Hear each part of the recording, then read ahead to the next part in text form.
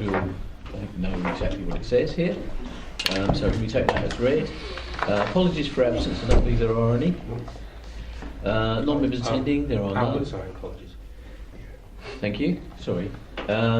Minutes of the meeting on the 3rd of December, is it your wish I sign them as a true record? Right. Thank you. Declarations of interest? If there are any that come up during the meeting, please declare them at that point. Matters referred to the executive and reports from other committees, there are none. So we start please with item 6, which is the performance report. So here we are. Just going to say from there to finance. Right, thank you. Right, so I'll go through the pages, if I may. So starting at page 3. Anybody on page 3? Yes, if I may. Please. Okay. The item BV010 regards to business rates. I'd be interested to know how many companies have approached us because they've had problems in making the rates payments, and how many companies we've been able to help, and how much is being deferred across over a period of time. Have to come back to you on that. Right, okay. Any else on that page? I mean, the current, I know on the first one it says it's 0.1% down, which is really no difference. But I just think we need to know the comments on there, on the first one. Is that on council tax? Yeah.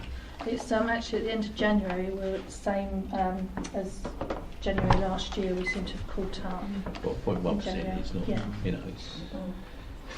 But I noticed the collection rate is 2% up on the PB010, so that's great. Again, you've got explanation there. I do have another question there too. Please, yes, okay. With regards to rates for charities, we give them a discount, I believe. There's a mandatory 80% relief, which we have to give them. Okay. Then they can apply for 20% discretionary relief, and the portfolio holder signs off on those. Now, are those charities that we support in that way, do we make it known that we are supporting them in giving them that? Not by individual. We report in the annual report of how much support we've given. It's normally about £23,000 a year. No, just wondering if that's something we should be adding to how we're supporting our charities. She gives it. Can I just What, ask... by individual charity or just the total value? I think it'd be interesting by interesting individual charities to show that how we're supporting them. Just to say, is that a statutory thing? The mandatory is, the discretionary is up to the council. Obviously not the discretionary. Yeah, the discretionary is up to the council. But as far as that's concerned, presumably it's only registered charities. Yes. Yeah. Okay. Do we check the registration? I know that sounds a funny thing to say, but we do have a charity in Rochford that says registered across his window and his nameplate, and he isn't. I can probably check that for you in a minute if you want to. Okay. We don't check do that. due diligence and Oh, well. copies of accounts, Yeah. and those will be the accounts that they've submitted to the Charity Commission. We hope. Okay. Thanks. Any more on that one? Right, page 4, 6.4. Please call me back if you miss one. 6.5. And again, as far as the fourth one is concerned, I presume we add up how much we're actually writing off. Yes. Unfortunately, we're now responsible for all of the write-offs. It looks like, I mean, you're saying there 4% of the total debt raised, but Yeah, that's total only debt on raised. benefits. It's on benefits. Oh right, okay, yeah, oh, of course, yeah. And the financial management report has the totals. Okay, smashing. Anybody else on that one? Right, page 6. Page 7. Right, I noticed that the figures are still not consistent relating to the Clements Hall and Radio Leisure. Presumably that's because they've got usage formula. Joe, if you've actually solved that yet? I'll double check. Yeah, but clearly we need to get those figures right going forward. Right, page 8. Oh yes, of course, yeah. Will members have seen this? Yes, they would have received. Okay, so you've got updates there on page 8. Go back. Yeah, go on. This is in tonnage reported for the recycling. So originally was slightly increased over the year, which I think is something that's happening across all authorities, and falling the tonnage recycled. The seasonal trend. Yeah. Okay. Right. Page 9. Chairman, sorry, can Yeah. I just come in? I have some more information about recycling. Yeah, of course, please go ahead. And this is an email that I received today about the sale of recycling. And if you remember, a few months ago I did give a kind of a warning about the possibility of Armageddon hitting us with our recycling and money that might come in. Well, part of the actual process, the meeting has taken place in bidders in terms of green general items and various operations. Previously, we were receiving £10 a tonne for our recycling, about 9,000 tonnes per year. Sorry, is this for green? This is for material Okay, thank you. recycling and stuff. It now looks as though we will not be getting the £10 per tonne. We'll be lucky if we get £0 per tonne, and it could actually start costing us to get rid of it. It's being recorded. Because of the way that the figures are Chairman, going. just bear with me a moment, please. I wonder if this should be P&C. It's not done down here as a P&C. I know it isn't. I'm aware of that, Keith. Mhm. It's part of the. It it's does part of name a contract couple of companies, evaluation, doesn't which we it? haven't I haven't actually completed. named companies. No. I would not name those. Okay. So I'm just I've been having a look. privileged to see this, Yeah. so and I do know there's a couple of companies' names in there. So if you can avoid that, I'm I probably will fine. not bring up their names. So Thank you, sir. And just the other point is that we're still to meet, I think, 2 companies on Friday. There is another company we're meeting on Friday, but there have been some that they've already met, and the news from them is not good. So I'm just kind of giving a pre-warning. We'll know more on Friday, but we'll not have a chance to report to the executive until next month on that one. Okay, thank you. So just to be on the safe side, it looks as though we may not get as much money coming in from recycling as we thought. Okay, thank you. Sorry to interrupt. If any. We had already taken the income out of the budget. Had you? Okay. Thank you. Item 9. I mean, the only thing I said is I don't like these words, highways with unacceptable levels of litter. I'm told that's a national measure, so Yeah. there's not much you can say about that. But there you are. Item 10. I'm a bit wary of this because the figure looks as though it's going up. It says the rolling average increase at the end of the quarter, there were fewer households in temporary accommodation, so I'm not quite sure where that sits. Chairman, I believe that there are 12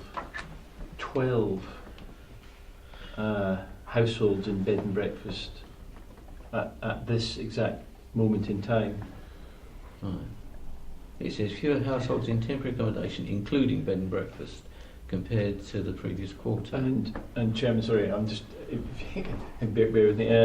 And there are 32 households at this exact moment in time in temporary accommodation. So it's actually better than the figures we have in front of us. Yeah, and of course these figures do fluctuate inevitably, but Yeah. that's on a downward trend at the moment. Yeah, it's just that if you look at the chart, it's going up. That's the thing, which I didn't quite understand, but there we are. Okay, so that's good news. Right, anybody else on 10? 11, please. One update there, Chairman. Thank you. Head of Finance, which is Right, so there's been an update to number 11 there. 1614. Yeah. And that's the determined within 8 weeks. Yeah. Okay. Right. And Chairman, on that related. yeah. Right, anybody on 11 or 12? 13?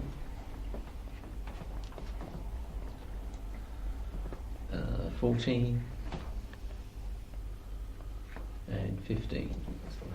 Which is again an update on LP 1619, which is the first one. No, Job second one. seekers.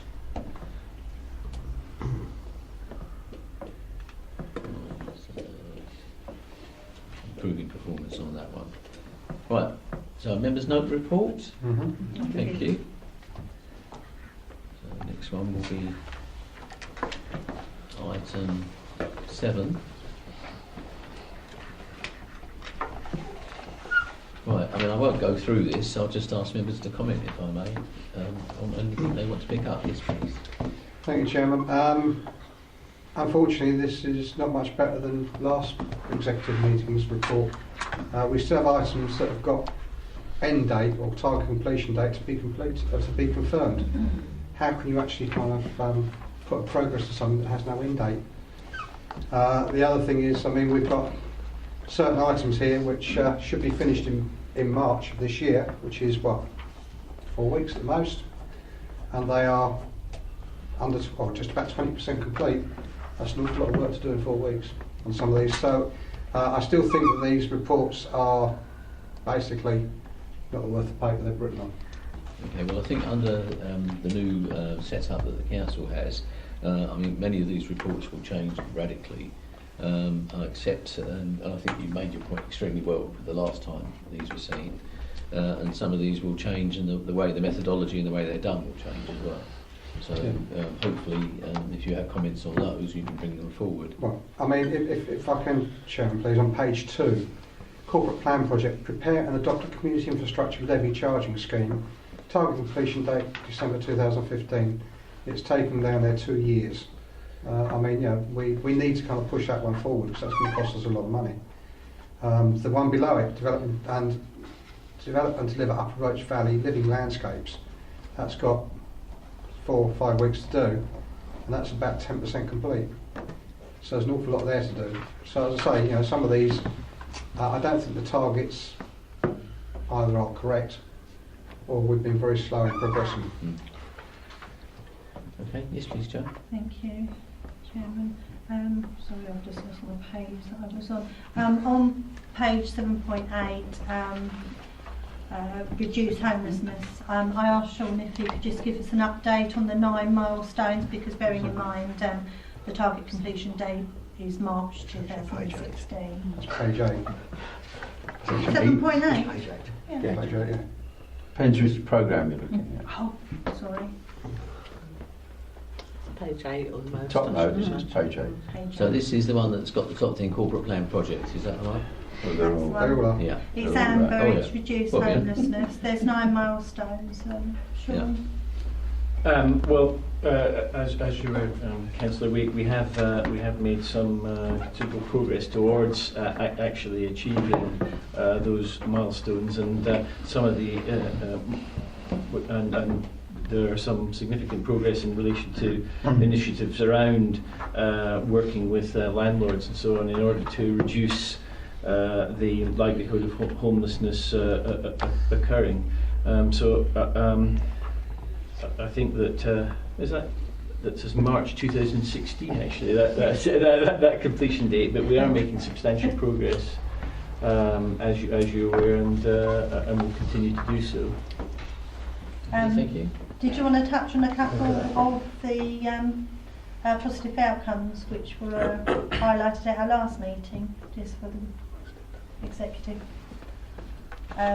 About the deposits being paid up front, which works out more economical to help some of the families who need to move into accommodation as opposed to bed and breakfast and things like that. Yeah, I mean that's one initiative that we've been looking at. Clearly, there are on occasion there are people who are not able to afford a deposit to actually move into rented accommodation. So, cognizant of the fact that we're paying out for bed and breakfast, it seems to make sense to actually cover the deposit to allow those people to move into rented accommodation, where we can find a landlord who's able to or willing to accept a homeless family. So that's a way of reducing our exposure to ongoing bed and breakfast costs for a relatively modest sum, and allows those people to move into a better situation. So that's one of the initiatives. I'm not sure what sheet of paper you're reading from Councillor, so perhaps you can prompt me. And Oh no, some of that was from memory. The other thing on that report is it should be March 2015, shouldn't it? Not 2016. I would have thought it should be March 2015. That's why I was querying it. Yes. Okay, thank you. Right, I've got Councillor Gordon, Councillor Steptoe, Councillor Hudson, please. Thank you, Leader. I'm grateful to Councillor McPherson for bringing us to page 8. It's the first item on that particular page: develop and implement the RDC empty home strategy. Target completion date December 2014. 30% complete, and it's got a green status. I thought that would have been a definite red. Missed its best by date.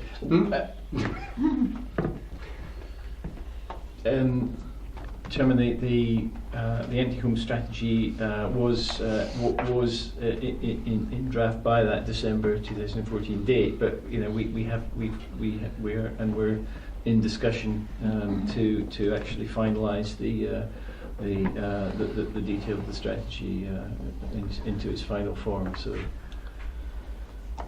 I thank Mr Scrutton for that, but as I say, the completion date was December, and that was the complete completion date. That wasn't for any part of the project. I think we're meeting. When are we meeting? This week or next week? Yeah. So just to sign it off. But I think the converse of that is it's more than 30% done, I would have thought. But It is now. Yeah, Hopefully. yeah, but there you are. Right, Councillor Steptoe, please. Right, with reference to the empty homes strategy, So which page are you looking at? that's on page 10. 8. If you're Right. on top note. Getting very confused. That is all but done now. I think. I don't know if you want to comment on this one. yes, Chairman, that was You the just point. talked about it. That was the point I was making. It was in a draft format by the December 2014 date, but it's just finalising. I think officers have been rather unfortunate to themselves by indicating that it's only 25 or 30% finished, and I think that's And the tourism. not as I would say 95%. And the tourism strategy. We've actually got a tourism seminar tomorrow, That's correct. Sorry, where's the tourism strategy? directly under the empty homes strategy. Page 10 or 8, depends which one you're looking at. I've got Tackle fuel poverty fuel and poverty. reduce homelessness on the ones. Yeah. All right. No, it is page 10. Page 10. But it is based on- Ah, But it's because a you confusion said empty over homes and you meant empty shops. I mean, empty shops. Yeah. Oh, sorry. Oh, there you are, confusing us then. Empty homes. I do apologise. I meant empty shops. I was actually Slip of the lip wondering there. why you've been querying my area. Chairman, if I can, both those strategies are virtually. It gets too confusing with 8, doesn't it? It just shows how efficient our officers are. Well, actually, unfortunately, it doesn't, because the empty shops one is an amber, whereas the empty homes one, which is further behind, is actually down as a green. So it can't even kind of comply with itself on the report. So once again, it adds more fuel to my fire from last one. Councillor Hudson, please. As I've already mentioned, I think when our new strategy for the council is in place and has had a chance to bed in, these reports will take on a different complexion. They'll be more noteworthy, I suggest. Thank you. Comments, please, if I may, with respect to this deposit that the council are likely to pay to a landlord. I think we shouldn't give it too much credence, so I don't have a problem with paying it. But the purpose of a deposit to a landlord is to encourage the landlord to give him some reassurance that the tenant will take care of his property. If he's aware that the council or anyone other organisation is funding it, that reassurance is taken away. It's not a deposit which will ensure that the property is repaired if the tenant destroys it or damages it in any way.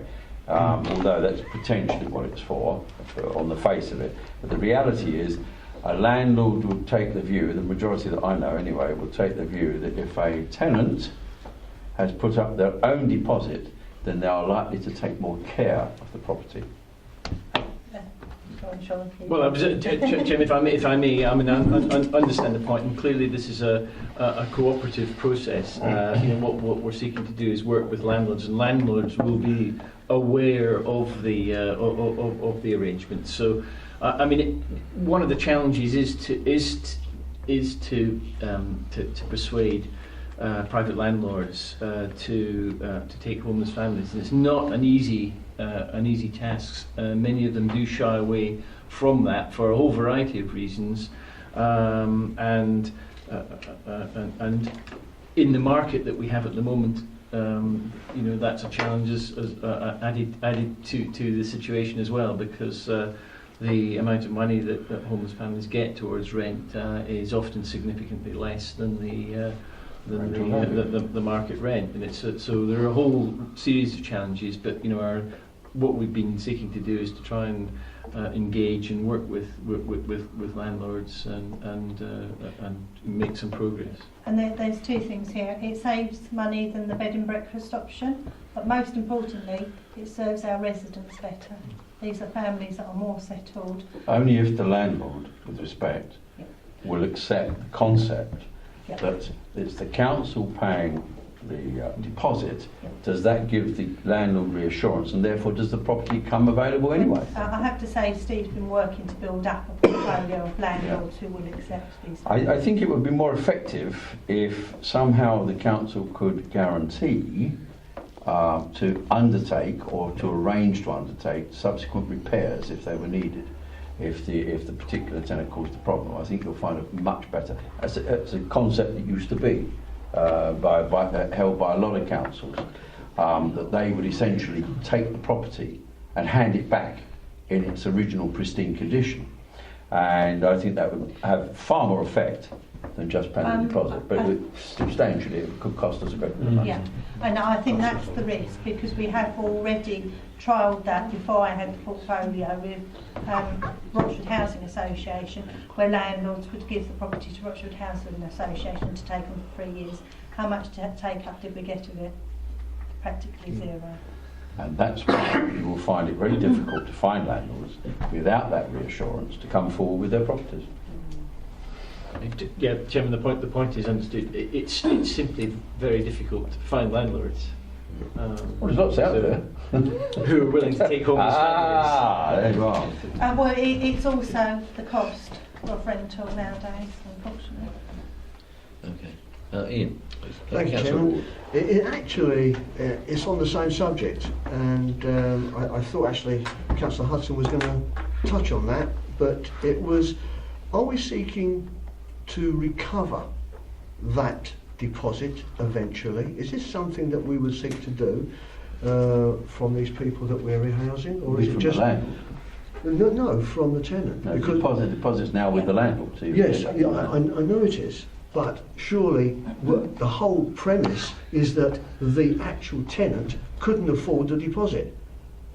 That was the premise, and that we are actually giving that deposit. So surely, is there not a case that at some time there should be some form of recovery from the tenant for that deposit, which they couldn't initially afford? We do try and recover the deposits, but we do end up writing off a few where it's just impossible to either, they haven't got any income to repay the money. Even if they get it back from the landlord, it works on that premise. It works on that premise. It does. Yes, but you'll find sometimes in our books we'll show it as a grant because we know we're going to write it off at some point in the future. Right, okay. And it's better to take the hit earlier rather than build I just it. wanted to But clarify that. that can still be cheaper than bed and breakfast. Yes. That's the point. Oh, I think yes. the whole premise of this. Yeah. But having said that, when we do this, do we have an arrangement with the landlord where that deposit, or whatever's left of it, because obviously don't know what condition it's going to be, actually comes back to us rather than the It tenant? depends on the arrangement. I think that's what you. But Yes, the other thing I'm you're trying to alluding get at that actually. Yeah. Yes. Because there's two aspects. I mean, one is do you get eventually the tenant to sponsor the actual deposit over a period of time or whatever. And the other one is, of course, if the tenant leaves that particular property, then we don't want them, if you like, snatching or being able to have access to the original deposit, which is the normal thing you do if you were renting a property. But we paid it as an organisation, and so it should come back to us. So, sorry, Joe, did you want to comment? I just want to say, Chairman, please remember these are families that we've got a duty to home, and it emphasises even more the need for our affordable housing. Can I just ask, is it a physical payment, or do we just give the guarantee that we would pay?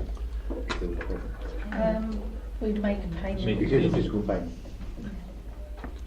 Okay, thank you. Any more comments on that? Any more comments on this report, please? So, members, no item. What was it? 7. Lose track of these things. Right. So we're now on item 8, which is the quarter report.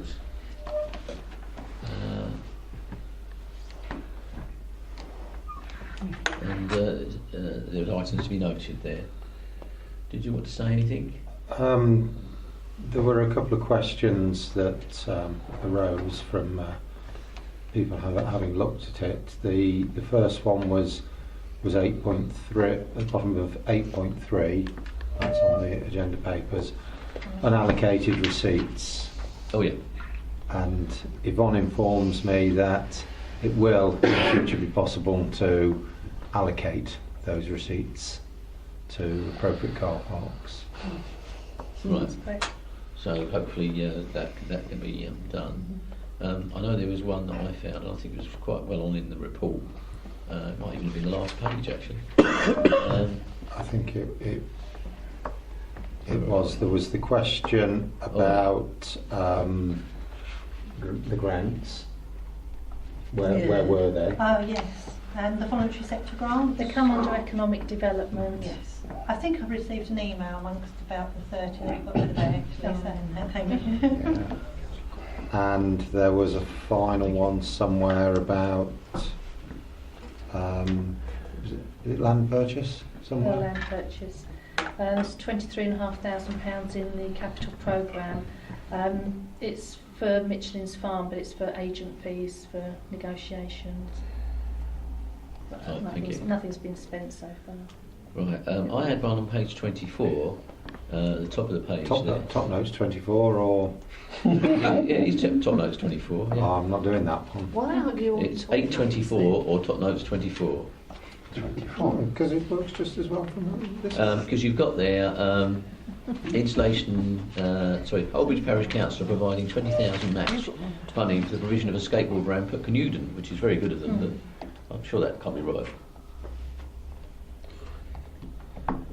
What, the amount? No, Holbridge have put a pay for right. Canewden. Oh, yes. Yeah. And it's not match funding either, So because we're providing presumably- 20,800. I don't know if the Holbridge. I don't know if Holbridge was a hangover from the item Right, just above it yeah. or whatever, but presumably it's Canewden, is it? I hope so. Well, it shows strong. Otherwise there'll be a war. Well, There will. Oh, Paying that into that's the Easter- doing all over again. paying into the Easter game. Oh dear. Yeah. Okay. Anybody else want to come in? Oh, Councillor Gordon, please. Yeah, thank you. Yeah, page 8 or 8.4, whichever system you're using. Item 4.3, the main areas to spend 2014-15 on the purchase of fleet vehicles and wheel bins in connection with newly negotiated refuse contract. We cut that down from 121,000 to 55, didn't we? Yes. So it's not actually a major item, it's the continuing yearly spend that we have. Yes, this is that's the capital programme. It compares it to the current approved programme. So that reduction will go into council next week. Okay, thank you. Oh, sorry. Take Councillor Ward first, and then Councillor Lucas Gill. Thank you, Chairman. Just going back to page 3 or 8.3, on the unallocated receipts, Yes. are they electronic payments? Yes, so the wave and pay and the credit card, and they you. just come to us in a lump Is that sum. the pay by phone as well? Yes. Yes, okay. So there's going to be officer time in allocating them. Okay. Okay, Councillor Lucas Gill. Page 8.11. The bottom thing on there, emergency planning. Revised budget includes provision for an additional emergency on-call officer. This post is yet to be recruited to. Well, I'm glad to hear that, because aren't we making all our new ADs on call in turn? So why do we need another 67,000 spent on somebody to do it? I don't know what you're doing with the. I don't think it's an additional emergency on-call officer. I think It's not an additional person, it's It's just not an somebody additional gets person. the Excuse allowance of me, being it on call. says additional. Yeah, well, it's additional to what we've got at the moment. It's an existing officer that's in post. Officers, and I don't know how they What? work with your duty. The chap that works part-time? No, No, yes, it's- but it's an existing officer. Sorry, can we have one meeting, please? Yeah, sorry, everybody's talking at the same Have time. I one don't know what's meeting, going please. on. Sorry, Chairman. They get an additional allowance for being on call, and that's all it is. It means that one person is actually dedicated to it. So that's the additional officer. At the moment, they've got a couple, and they will have a third one who is actually on call at the moment. So instead Why of having would that two, be when the ADs are going to do it? Because Well- the on-call person is the one who's actually out in the car if there's a flood, for example, and they're actually out there on the field. The ADs will be the people that will phone up for either additional assistance or to talk something through or agree a payment. So you're telling me we've got 3 of these? we have 2 at the moment, I think it is. And if one of those on holiday, we're down to 1. So we need an additional one to give us an additional cover in case there's sickness, people on holidays, or anything else when somebody goes off. It's just basically an additional allowance they get for being on call. Just basically 67,000. No, it's not 67,000 So that's what it says. because, well, it shouldn't be that much because it's just a basic allowance. It's not a new post. Well, that isn't what it says here. It says revised budget 73, end of year forecast 67,269. So Well, it shouldn't please be. tell me what the heck it is. It shouldn't be. It should just be purely an allowance for the other person. That's a Well- cost centre, so it's all the costs associated with providing the emergency planning service. So the additional cost for the on-call officers, and I thought we had more than 3, is about £22,000, which is part of that cost. But it also includes the salary costs for the emergency Mm. planning officer, Jeff Stacey, who's a part-time officer. If I may, Chairman, we mustn't get confused with thinking too far ahead to what we're going to do. This is third quarter of where we are now and what's going on now. So there is the anomaly of how some costs are going to go forward with the changes that we've got. Perhaps the wording should be rewritten in because it doesn't read. Well, it says, forgive me, Jill, but I'm not denying everything you said, but it does say includes provision. So it's not the whole of it. It's I think the point that yeah, but it does been also made. say to be. This is yet to be recruited to. yeah, but it's not for the whole post, is it? That's the thing. So okay, Councillor Hudson, please. Can we slip back to page 4 on top note? Just for my education, please. The write-offs on paragraph 3.5, the last item, housing, 8624. What dickens is that? That will include rent deposits. 8,000? It will include rent Oh, deposits. what can I say? I'll rest my case, my lad. It would have cost more to put them in bed and breakfast. I'm sure it would do. Mm. I'm sure it would. There you are. Thank you. Yes, please. I think as a general comment, as you go through, there are a lot of variances with brackets around them, which are potential savings and forecasts. And I'm setting myself up for a comment from Councillor Gordon again. I do think it is something to feel reasonably pleased about, that there is a lot of savings happening there within a fairly tight situation. But it must go on record that where we've had staff vacancies that have created some of these savings, it does mean that a good number of our existing staff have been picking up a few extra responsibilities, working a little bit extra hard and covering. But the result is we've saved some money, and it's our residents' money. Very worthwhile. Yeah. Right. Are there any other comments, please? Right. There's 3 items to note. Note current year, end year forecasts. To note the current financial performance as shown in Appendix 2, and note agreed Q3 capital monitoring report. Is that all? Noted. Thank you. Gosh. So you all need